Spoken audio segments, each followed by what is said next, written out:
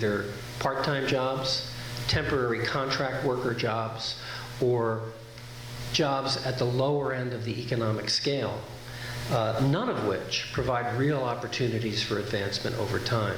And so now we're moving into the realm of tax policy and employment policy, which is a very complicated subject. But what we really should be talking about here is how government can partner with business so that businesses will see it in their best interests to create those better paying jobs here in the United States rather than in foreign places. It's a very complicated formula, but that's where the solution lies. And unfortunately, no one's talking about it yet. No one's talking about it. We have some that are talking about arbitrarily reducing taxes, and we have others that feel the taxes need to go higher. What we really need to do is to find a partnership between government and business so that everyone feels that it's in their best interest to repatriate those jobs and to begin to create those opportunities here. And currently that environment does not exist.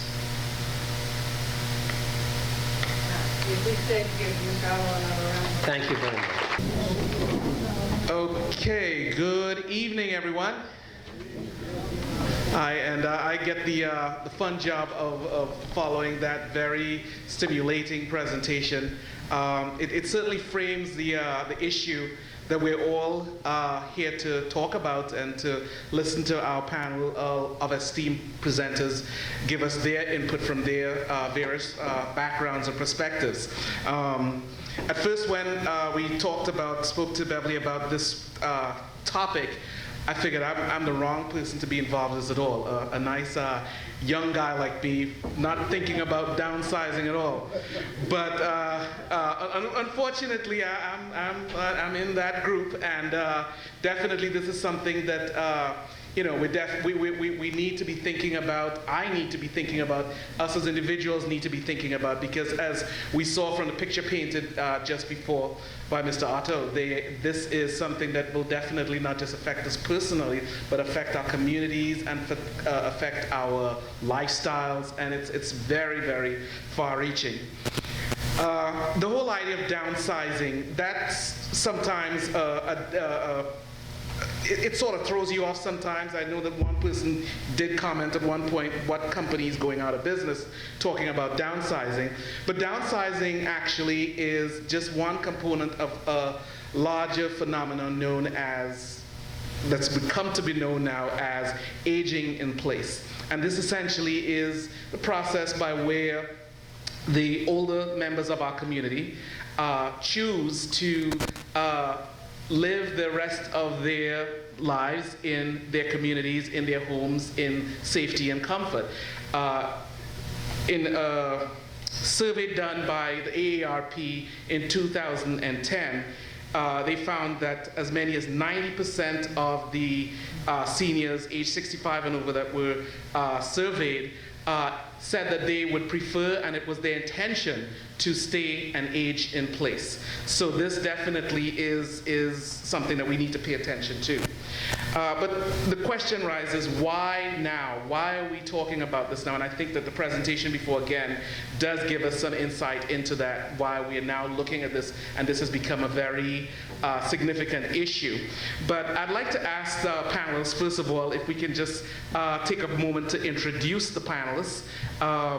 I think best, so I don't butcher anybody's name, if we can just go down the line and everyone just introduce yourself to those present. Sure.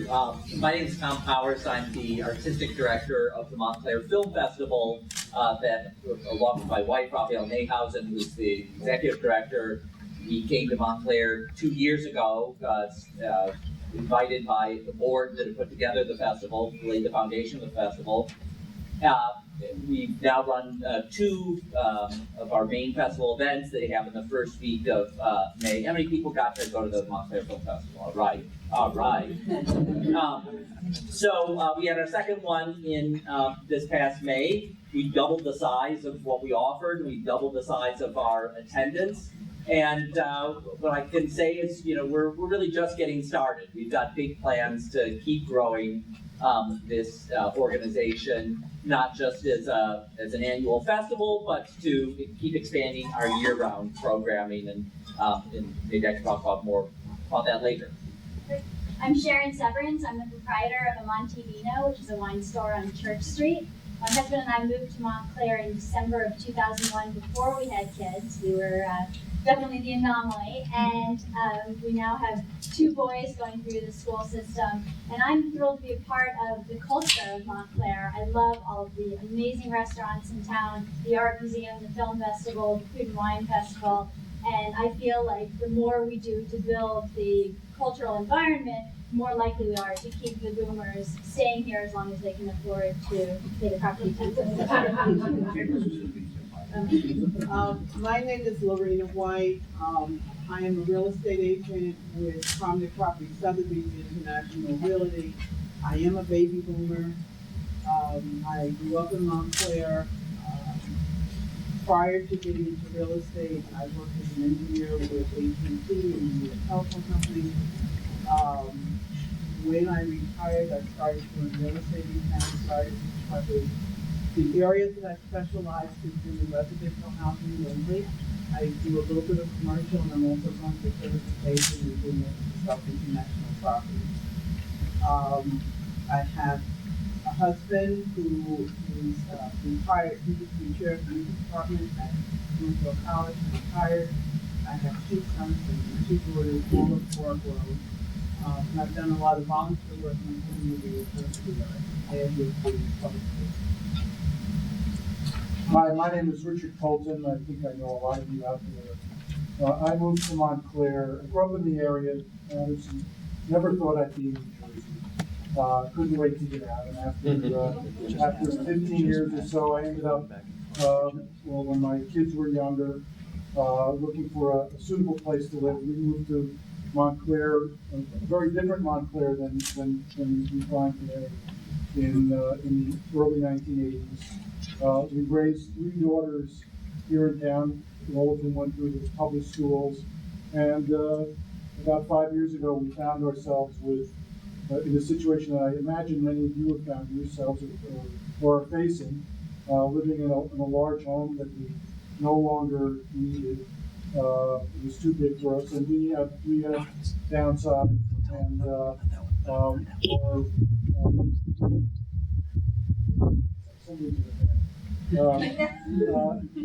Could you just speak into that microphone? Yes, please. And so we've been through the experience, and my day job as a real estate analyst, we look at real estate markets to see opportunities and trends and test feasibility and of any particular property.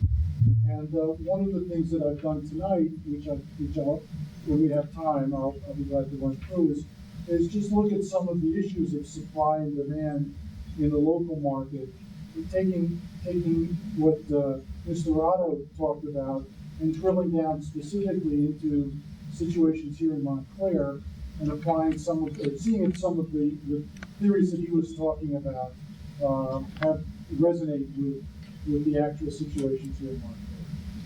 Thank you, panel. I think that would be a wonderful place to start, but please forgive me. I've been a bit remiss in not introducing myself. I'm sorry. I'm Gerard Hazel, and I'm with the Nishuing Group, planning, economic development, and community development firm located here in town. And I will be your moderator for the night. I think Richard's presentation will probably be a good place to start to give us further frame the issue a bit more locally for us. So if you can. Come on, this is going to take. I'm not going to go back to the Cold War. I'm going to go back to the exciting times when many of us moved into town. 30 years ago, and we're very excited when the office opened up because we were finally going to have a good restaurant. Little did we know that we were at the cutting edge of the whole trend. So if we can start the next slide, please. We don't have the remote. I would just very briefly, some assumptions in my presentation, that for the most part, a downsizing households are likely to be empty nesters. Kids are grown. There's no need any longer for the traditional Montclair single-family home. We heard a lot about the aging baby boomers. We also heard a lot about relatively small household sizes. One thing about the Montclair empty nester is that they're likely to have some options. They're generally, because they've owned a home, they've probably built up some equity and have some choices. Next slide, please. And this was something that Mr. Otto talked about. There are 78 million people in the United States that are turning 62 years soon. So this is we're in the midst of that trend. And I looked up on the internet, where are the places that the aging baby boomers are looking to retire? And here are a list of some very lovely places from Sarasota, Florida, to Iowa City and Gainesville, Florida, university towns. And next slide. Why is Montclair on that list? So let's look at the issues of supply and demand. Can we take a look at the next slide?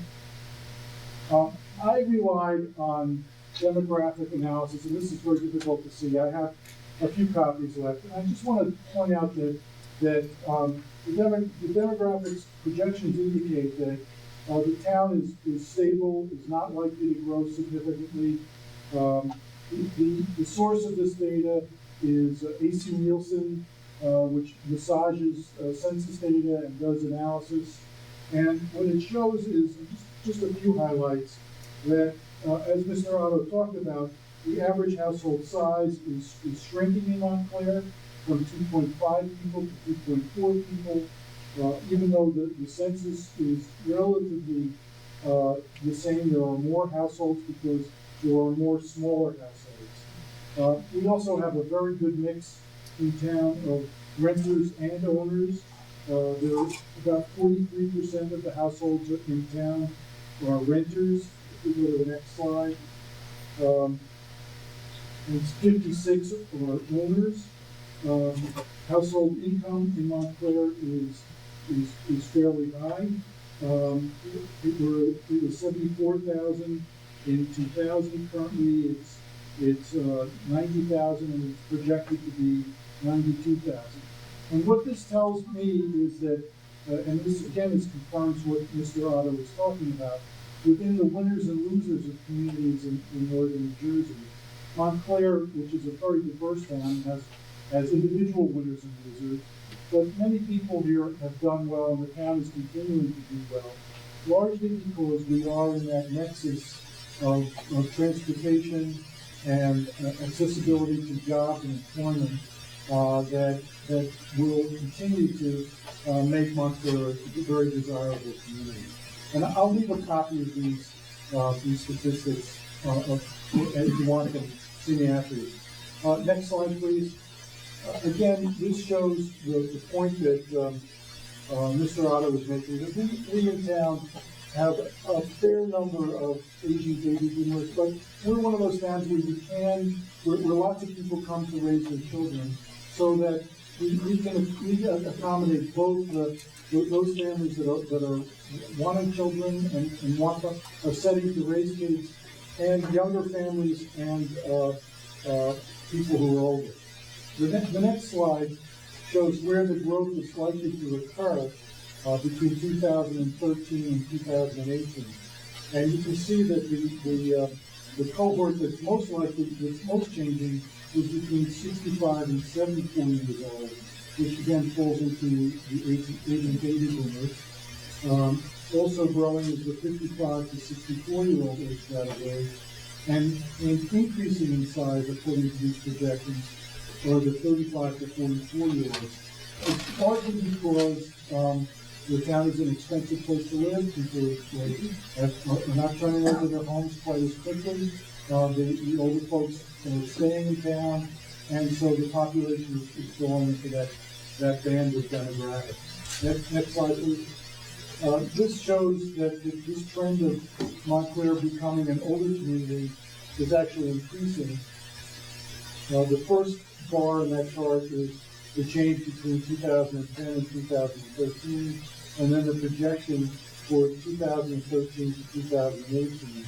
And we're seeing a decrease in the 35 to 44-year-olds and an increase in the 55 to 64-year-olds. One thing I want to point out is that this bar chart really overemphasizes the numbers that are here. It's not that significant a number in terms of actual numbers. It's very dramatic looking here, but the numbers aren't quite as dramatic as that. Next slide, please. And one of the other points that really comes up frequently is what are the projections of school-age children?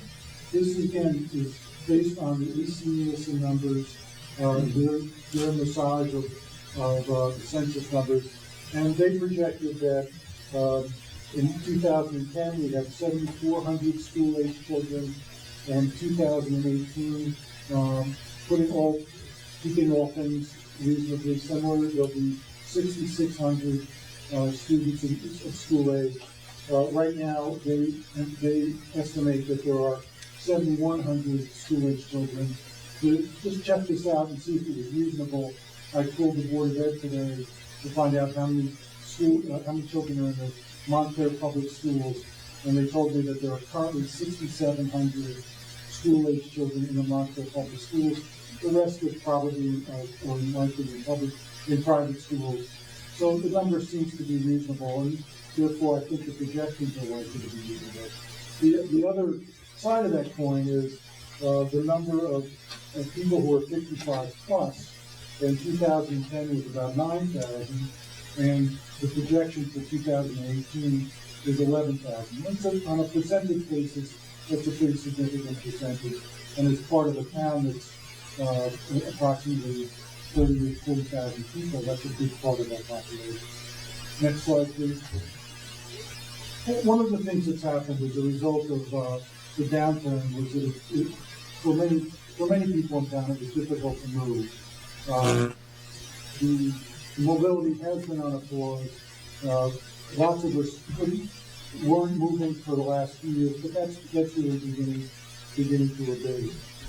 Next slide, please. Well, why would an empty nester choose to live in Montclair? We certainly have wonderful cultural activities, museums, Montclair State, a wonderful library, a film festival, great wine stores, great restaurants and street life, which has really gotten much better over the last 5 years. We have proximity to New York and the job opportunities in northern New Jersey that Mr. Otto talked about. We've got a diverse population, both in terms of in every kind of category, which is very attractive. Housing types are diverse, incomes are diverse, labor is available for all kinds of things. We've got first-rate healthcare institutions. It's walkable, and next slide, please. I'm finding that Montclair's most significant attraction, and this is based on my own personal experience, is the ability to appeal to multi-generation families. That when you talk to, when I talk to my peers about where they choose to live, where they want to be, it's usually following the children. And for those of us who have spent the last 30 years raising kids and finally getting them to the point where we really like them, that often takes a lot of work and a lot of twists and turns. We want to be near them. What's wonderful about Montclair is that it's an appealing place not only for us, but for our kids.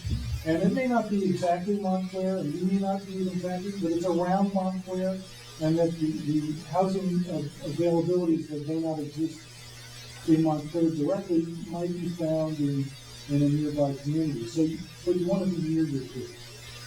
And Montclair is still a wonderful setting for younger families. And I think that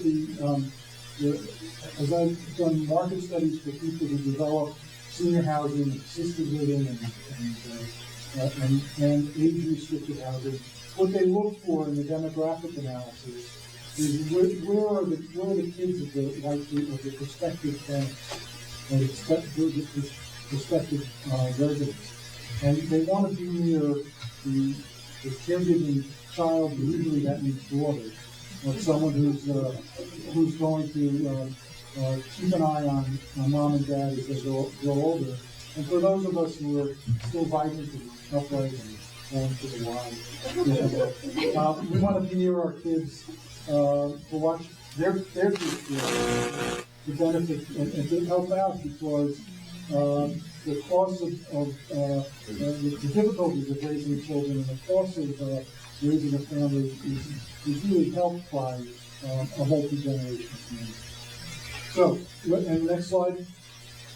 Why not Montclair? Well, we know it's a high housing occupancy location.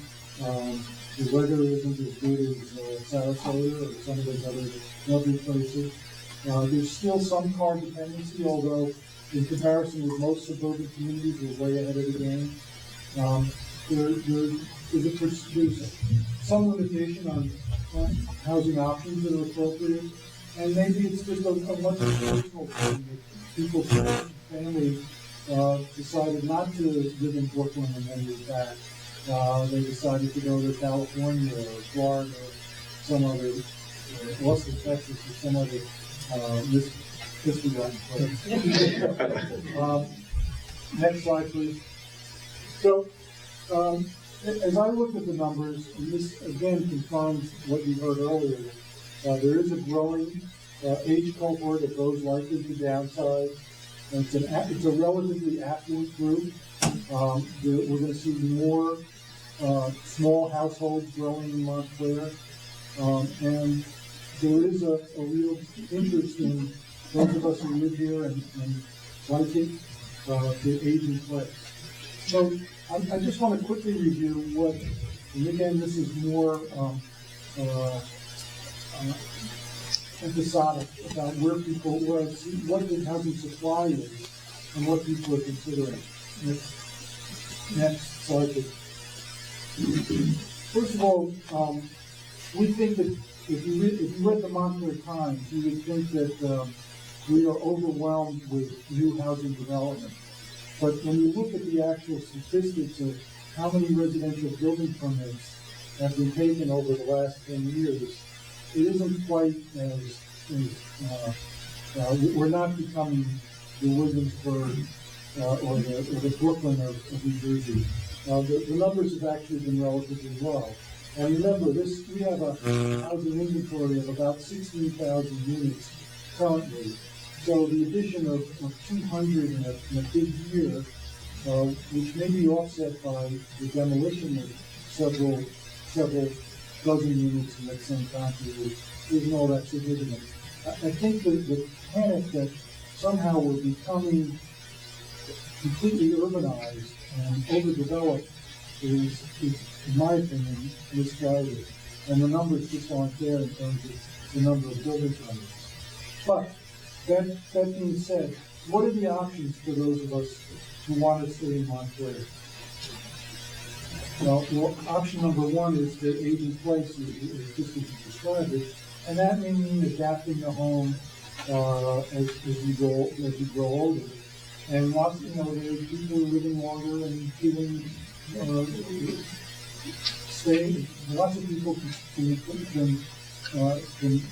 won't move and love their place and consider staying.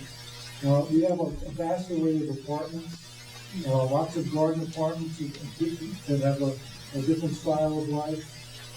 Folks look for single-family ranch houses that are smaller than the homes they're currently living in now. I noticed as I came over today that the DCH site is finally under construction and the buildings are being demolished. That will offer an alternative for those of us who want to stay there. And there's been discussion of development around a number of the train stations, including Bay Street, Manor Street, Marchon Avenue, That falls in line with the things that Mr. Otto was talking about as appropriate location. Finally, next slide, please. What isn't happening in Montclair is happening nearby. I don't know how many of you have friends that have moved on to areas right nearby. The Reservoir Ridge and Cedar Grove has probably more Montclair residents than some blocks in Montclair. And people who still identify with being in Montclair. Glenridge has a couple of condo projects that's where I ended up helping to East Montclair and try to get away with it. Bluefield is going to see a surge in rental housing development around the train station, and then a big project near the Waxahachie station, which you've probably seen from the Garden State Parkway. It's going to be over 300 units of rental housing. And again, that confirms that things along the train lines make the most sense in today's market as development. I'm sorry, Rich. I'm gonna have to stop because I know just for the sake of time. And I think what you presented was actually very fascinating, and it again frames the picture for us locally very, very well. I'd like to open up to the rest of the panel, and now we know some of the options that are available within the township for those of us that decide we want to age in place to do so. From the other perspective, the other side, what do having the boomers age in place in town, what does that bring to the town? How does that benefit the community as a whole? Start with Lorena.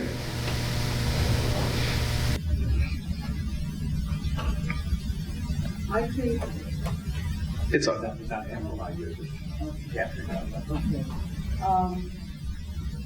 I think that the baby boomers being present in the community offer an economic benefit to the community, a political benefit, as well as a cultural benefit. I find with baby boomers, their life experience has been a lot different than Generation X and Generation Y. Generation X being the I generation, Generation Y being the we generation.